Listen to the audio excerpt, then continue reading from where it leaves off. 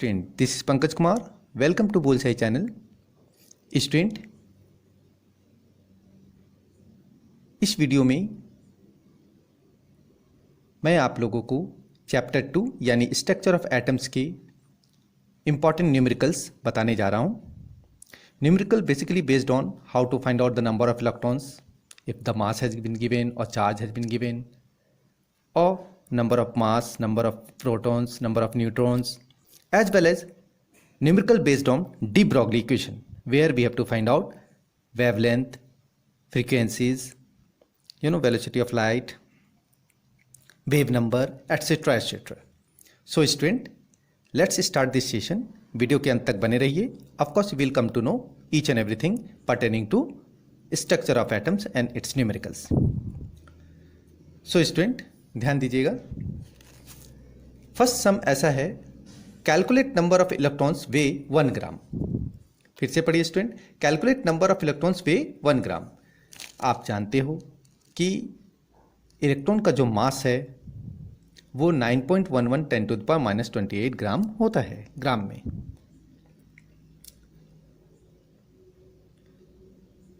या केजी में बोलोगे तो 9.11 10⁻31 होता है केजी में.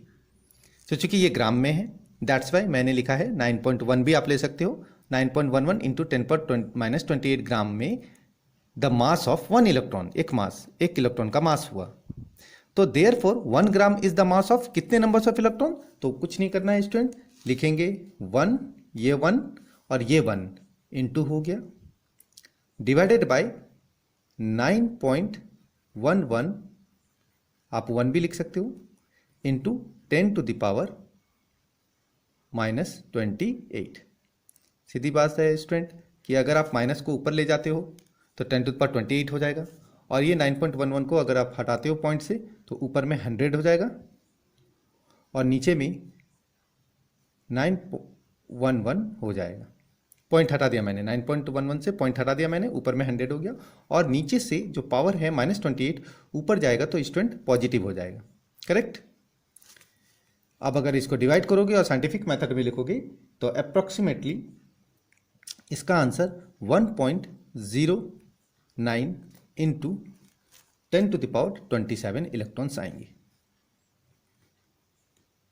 Okay, so this is the answer. ये एक यूनिटरी मेथड से रिलेटेड भी सम है, इसी टाइप से. जैसे एक पेन का दाम जब भी ज़्यादा होता है तो कम निकालने के लिए डिवाइड करते हैं और ज़्यादा फाइंड आउट करने के लिए मल्टीप्लाई करते हैं. नाउ स्टूडेंट, नेक्स्ट सम पे ध्यान दीजिएगा. नेक्स्ट सम है, calculate the mass and charge of 1 mole of electrons. Mass निकालना है और चार्ज निकालना है. एज वी नो, अभी फिर से मैं बता रहा हूँ कि अगर इलेक्ट्रॉन का मास की बात करें तो मैंने यहाँ लिखा, देखिए, मास ऑफ 1 इलेक्ट्रॉन केजी में कितना लिखूंगा, 9.11 10⁻31. इसके पहले वाले सम में -28 था बिकॉज वो ग्राम में था. तो 9.11 10⁻31 केजी में है मास, और 1 मोल ऑफ इलेक्ट्रॉन्स में चार्ज निकालना है उसका मास. तो मास ऑफ, आप जानते हो कि एक मोल में नंबर ऑफ एटम्स 6.022 10⁻23 इलेक्ट्रॉन्स के बराबर होता है. तो आप क्या करोगे, सीधी सी बात है, एक पेन का दाम 10 रुपये है तो 5 पेन का दाम 5 × 10 करोगे, मल्टीप्लाई करोगे. Similarly mass of 1 electron 9.11 10⁻31 KG है, तो मास ऑफ इतने सारे इलेक्ट्रॉन्स का क्या होगा, मल्टीप्लाई कर देंगे. 6.023 इंटू 10⁻23, आप 022 भी ले सकते हो, 9.11 into 10⁻31. When you multiply all this, so you will gate at last scientifically 5.48 into 10⁻⁻7 kg, because ये मास है, दैट्स वाई केजी में लिखोगे. So this is the answer. Okay, when you multiply you will get this. Similarly student, charge of 1 electron कितना होता है, 1.602 into 10⁻19, मैंने यहाँ 6 लिया है, 1.6 इंटू 10⁻19 कूलाम. तो चार्ज ऑफ इतने इलेक्ट्रॉन्स में कितने होंगे, चार्ज ऑफ 6.022 या 10⁻23 इलेक्ट्रॉन्स में कितने होंगे, जस्ट मल्टीप्लाई करना होगा स्टूडेंट. 6.022 भी लिख सकते हो, 23 भी लिख सकते हो, into 10⁻23 and 1.6. When you multiply, you will get approximately 9.65 into 10⁻4. But ये क्या है, चार्ज है, तो चार्ज का आंसर क्या लिखोगे, कूलाम में लिखोगे. नेक्स्ट सम पे आइए स्टूडेंट, ये कुछ बहुत इजी सम है, ये आप मैट्रिक स्टैंडर्ड में भी पढ़े हो. 13C6 का मतलब हो गया, ये जो ऊपर दिखाया जाता है, ऊपर वाले को हम लोग मास नंबर बोलते हैं, और जो नीचे है वो एटम्स के नंबर होते हैं, यानी नंबर्स ऑफ एटम्स होते हैं। तो जब भी whenever we need to find out neutrons तो mass number minus number of protons होता है। तो मास नंबर इसना यहाँ क्या है स्टूडेंट 13 है, और ये कितना है स्टूडेंट नंबर ऑफ प्रोटॉन्स 6 है, क्योंकि नंबर ऑफ प्रोटॉन्स या नंबर्स ऑफ एटम्स इक्वल होते हैं। तो आपका आंसर कितना आ गया स्टूडेंट 7 मीन्स ये कौन सा एलिमेंट है स्टूडेंट, आराम से निकाल सकते हो, ठीक है। न्यूट्रॉन्स का इसमें 6। तो इसी तरह से मान लीजिए अगर दिया रहेगा 16 या 24 Mg12 तो आप बना सकते हो 24 माइनस 12 यानी Mg, तो 12 बचेगा। इसी तरह अगर मान लीजिए दिखा रहेगा 1608 तो 16 माइनस 8 आएगा। तो लाइक दिस बहुत सारे सम्स हैं जो आप एक्सरसाइज से सॉल्व कर सकते हो, एक्सरसाइज में एक्स्ट्रा सम्स आप बना सकते हो। अब स्टूडेंट बात करते हैं वन मोर सम, ये डिपेंड है, देखिए सम को पढ़िए पहले। Calculate the wavelength of an electron moving with a velocity of 2.05 into 10⁻7 metre per second. फिर से पढ़िए, calculate the wavelength of an electron okay moving with a velocity of 2.05 into 10⁻7 metre per second. यहाँ student आपने देखा कि wavelength दिया हुआ है, वेलोसिटी दी गई है। तो जब भी कोई सम वेवलेंथ, वेलोसिटी या मास एंड मोमेंटम से रिलेटेड होगा तो ये रिलेशनशिप डी ब्रॉगली इक्वेशन पर बेस्ड करता है। This numerical based on de Broglie equation. De Broglie equation gives the relationship of wavelength, velocity, mass और pertaining to velocity of light. तो ये रिलेशनशिप उन्होंने ऐसा बताया था कि लैम्डा इक्वल टू, देखिए यहाँ फॉर्मूला मैंने लिखा है, लैम्डा इक्वल टू h/mv।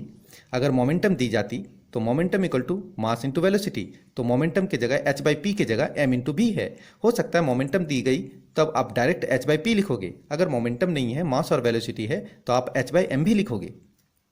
तो इस सम को पढ़ने के बाद आपने ये जाना कि वेवलेंथ, वेलोसिटी और मास ऑफ इलेक्ट्रॉन्स, इन सभी चीज़ों से रिलेशन जो है वो डी ब्रॉगली बेस्ड सम्स में होता है। सो दैट्स वाई इसमें प्लैंक्स कांस्टेंट रहता है। प्लैंक्स कांस्टेंट का वैल्यू जो है वो फिक्स्ड है, h इक्वल टू 6.6 10⁻⁻34।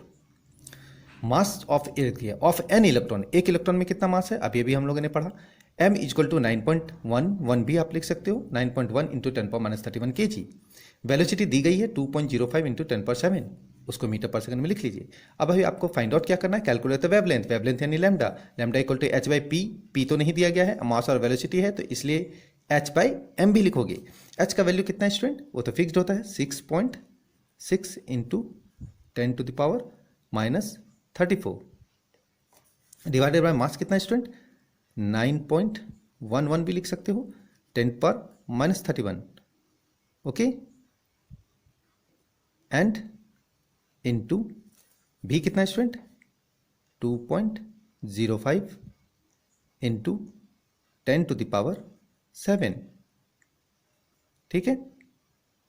अब क्या है, इसको कैलकुलेट करना है, तो कैलकुलेशन आप कर सकते हो। किस तरह से करोगे, आपको ऐसा भी लिख सकते हो 66, फिर यहाँ पे लिखो 91, यहाँ लिखो 205। मैंने क्या किया, सबका पॉइंट हटा दिया। ओके, तो जब इसका पॉइंट एक हटाओगे, इसका एक पॉइंट हटाओगे, तो ये दोनों तो कैंसिल हो गया। अब 0.05 है तो इसको 2 जीरो ऊपर आप दे दिए, और 10⁻, ये जो -34 है उसमें आप 7 आप नीचे से ऊपर ले जा रहे हो, दैट्स वाई -7 हो गया। इस तरीके से when you calculate then you will get the correct answer after dividing. जब आप डिवाइड कर दोगे तो अप्रॉक्सीमेटली 2.91 आएगा। 2.91 इंटू 10⁻11 अप्रॉक्स आएगा। तो ये तो खैर कैलकुलेशन करने के बाद आएगा स्टूडेंट मीटर में, क्योंकि वेवलेंथ का यूनिट मीटर होता है। कभी कभी सम में स्टूडेंट ऐसा भी दिया रहेगा कि मान लीजिए वेवलेंथ है 580 नैनोमीटर, तो नैनोमीटर को क्या बोलते हैं स्टूडेंट, नैनोमीटर का मतलब है 10⁻⁹। तो आप इसको ऐसे लिखोगे 580 इंटू 10⁻⁹ मीटर। और वेलोसिटी ऑफ लाइट तो फिक्स्ड है, कितना होता है 3 इंटू 10⁸ मीटर पर सेकेंड, ये फिक्स्ड है। तो इस केस में v इक्वल टू c/v है, फॉर्मूला तो v इक्वल टू c/v होता है। तो जब formula v equal to c/v है तो आप इसमें c का वैल्यू पुट कीजिए, वेलोसिटी ऑफ लाइट 3 इंटू 10⁸, और लैम्डा का वैल्यू है आपके पास 580 इंटू 10⁻⁹। तो आप जब इसको डिवाइड करोगे then you are getting 5.17 into 10⁻14, क्योंकि ये फ्रीक्वेंसी है इसलिए पर सेकंड भी लिख सकते हो या हर्ट्स भी लिख सकते हो। ओके, फिर आया जब आपके पास लेमडा आ गया, लेमडा आपके पास 580 है, तो वेव नंबर कैसे होता है 1 बाय लेमडा, तो 1 बाय आप क्या डिवाइड करोगे, लेमडा कितना है स्टूडेंट 580 इंटू 10⁻9 -9 गोज अप, जब इसको डिवाइड करोगे तो अप्रॉक्सीमेटली आएगा 1.72 इंटू 10⁻6 मीटर पर मीटर भी बोल सकते हो। Okay, so in this way इस तरह के शॉर्ट टाइप सम्स हम लोग सॉल्व कर सकते हैं। इस वीडियो को बार बार वॉच कीजिए और इससे रिलेटेड जो भी आपके एक्सरसाइज में सम्स हैं ट्राई कीजिए सॉल्व करने का। अगेन अगेन वॉच करने पर of course you will understand that how to solve this types of sums based on numbers of electron, charge, de Broglie equation, etc. Thanks for watching, student.